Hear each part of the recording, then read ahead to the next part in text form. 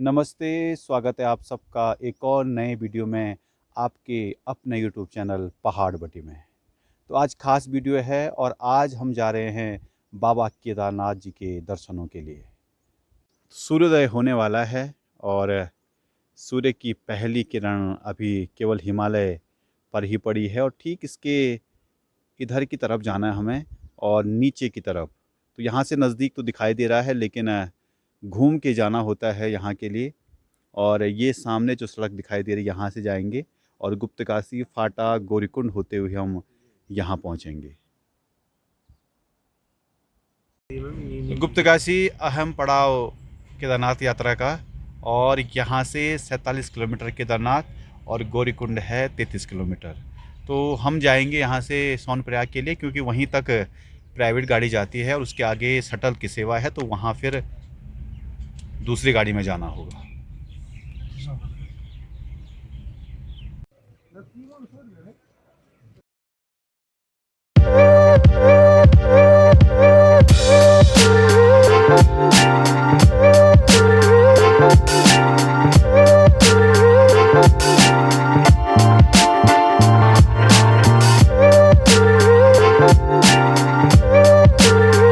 गुप्तकाशी और गौरीकुंड के बीच में एक छोटा सा मार्केट फाटा और गुप्तकाशी थोड़ा आगे निकलते हुए मस्ता से हेली सेवा भी उपलब्ध है और यहाँ फाटा में भी हेली सेवा उपलब्ध है।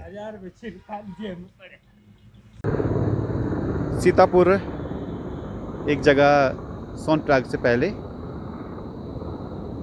और नीचे ये है पार्किंग। आजकल उतनी ज़्यादा गाड़ियाँ नहीं हैं लेकिन जब यात्रा चरम पर होती है तो पूरी तरह से यहाँ ये पार्किंग भर जाती है। सीतापुर के बाद सोनप्रयाग ये नीचे की तरफ पार्किंग है और यहाँ तक ही छोटी गाड़ियाँ जा सकती हैं जो प्राइवेट गाड़ियाँ होती हैं। और यहाँ पे पार्किंग 12 घंटे का 100 रुपये है। तो 12 घंटे में तो संभव नहीं है कि केदारनाथ की यात्रा करके वापस आ सकें, तो लगभग 36 घंटे मिनिमम अर्थात 300 रुपये पार्किंग यहाँ देनी पड़ेगी। तो यहाँ पे गाड़ी सुरक्षित रहती है और बहुत ज़्यादा स्पेस है यहाँ गाड़ियों के लिए। गाड़ी पार्किंग में लगाने के बाद हम थोड़ा आगे की तरफ आ गए हैं और यहीं से हमें गाड़ी मिलेगी। तो ये बाज़ार पूरी तरह से सज गया है क्योंकि 2-3 दिन के बाद भगवान केदारनाथ की डोली इसी रास्ते से आएगी जो ऊखीमठ रहेगी। तो यहाँ पर बाज़ार को पूरी तरह से सजा दिया गया है।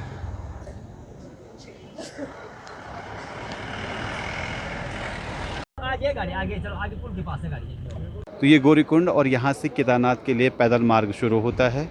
गाड़ियाँ लास्ट यहीं तक आती हैं और अगर जाम लग जाए तो इससे पहले ही उतर करके आना पड़ता है। तो जो घोड़े खच्चर में जाना चाहते हैं, जो चल नहीं पाते हैं, तो उनके लिए यहाँ पे दूरी और वज़न के हिसाब से रेट निर्धारित किया गया है। तो ये है वो पूरी लिस्ट। हमने भी गौरीकुंड से लगभग 9:30 बजे यहाँ से चलना शुरू कर दिया है। तो देखते हैं कितना टाइम लगता है और कितने टाइम में हम यहाँ से केदारनाथ पहुँच पाते हैं। तो ये गौरी मंदिर और तप्त कुंड भी यहीं है। तो 2013 की आपदा में बहुत ज़्यादा नुकसान हुआ था इस जगह पे, तो सारा का सारा ये नया बना है नीचे की तरफ का।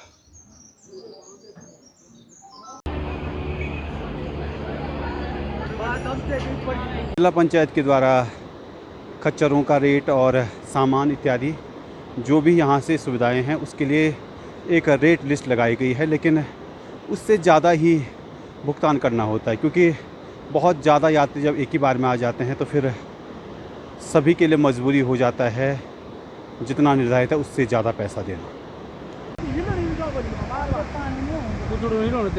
तो यहाँ पे केदारनाथ 15 लिखा है लेकिन शायद इससे थोड़ा ज़्यादा ही हुआ क्योंकि 2013 की आपदा के बाद थोड़ा रास्ते दूर दूर हो गए थे, तो थोड़ा ज़्यादा ही होगा इससे।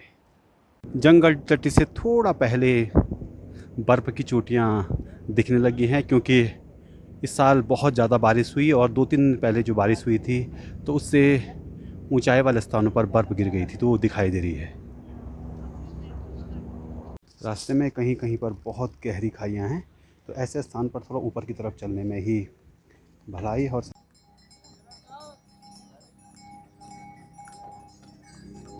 ये पहुंच गए जंगल चट्टी।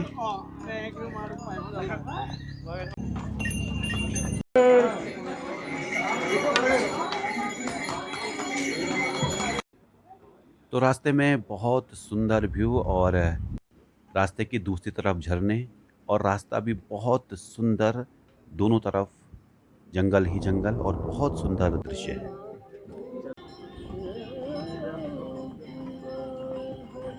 तो जहाँ पे हम हैं अभी गौरीकुंड और केदारनाथ के बीच में, तो ये है वो लोकेशन। केदारनाथ है 10.5 किलोमीटर और छोटी लिंचोली 3.5, बेस कैंप 9 किलोमीटर और भीमबली आधा किलोमीटर। तो लगभग 2.5 घंटे का सफ़र हमने तय कर लिया है।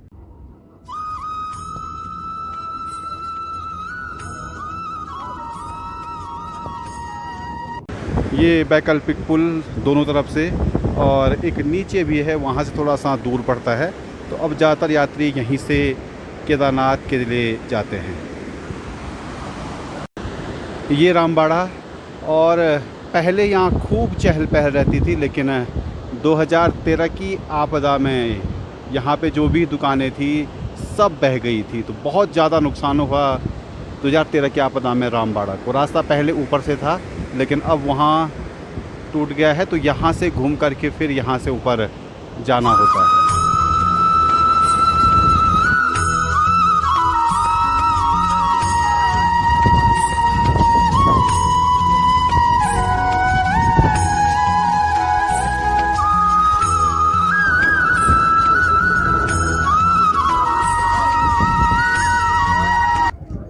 आधे से ज़्यादा का सफ़र हमने तय कर लिया है और जैसे जैसे ऊपर की तरफ जा रहे हैं तो थकान थोड़ा ज़्यादा हो रही है।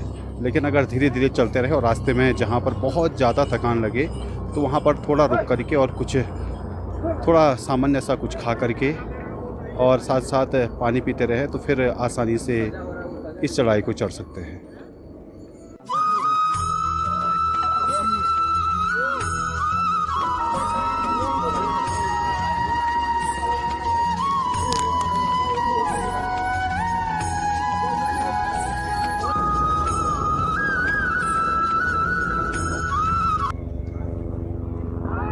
धीरे धीरे नज़दीक पहुंचते हुए मंदिर के, और ये पुराना रास्ता है। 2013 से पहले इसी रास्ते आया जाता था, लेकिन 2013 के बाद उधर पूरा रास्ता टूट गया था, तो अब इधर से ये नया रास्ता बना हुआ है।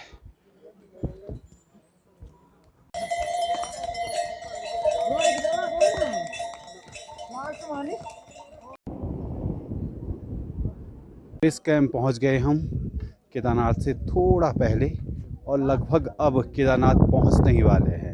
1-2 किलोमीटर रह गया है भगवान केदारनाथ जी का मंदिर। तो जल्दी ही आपको भी दर्शन कराते हैं बाबा केदारनाथ जी के।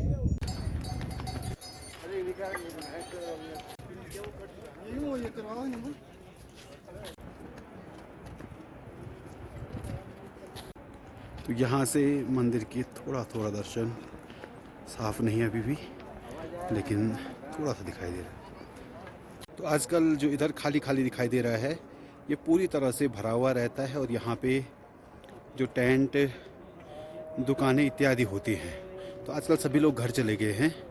तो यहाँ से थोड़ा सा दूर अब भगवान केदारनाथ जी के दर्शन हो जाएंगे। आखिरकार 5 बजे हम पहुँच गए हैं बाबा के दरबार में, श्री केदारनाथ में।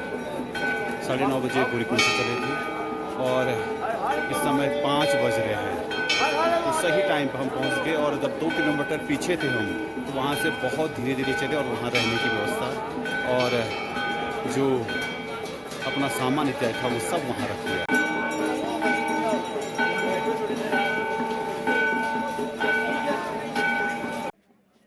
इस यात्रा के पहले पार्ट में इतना ही, और मिलते हैं जल्दी ही दूसरे पार्ट में। तो आप सबका बहुत बहुत धन्यवाद ये वीडियो देखने के लिए। जय बाबा केदार।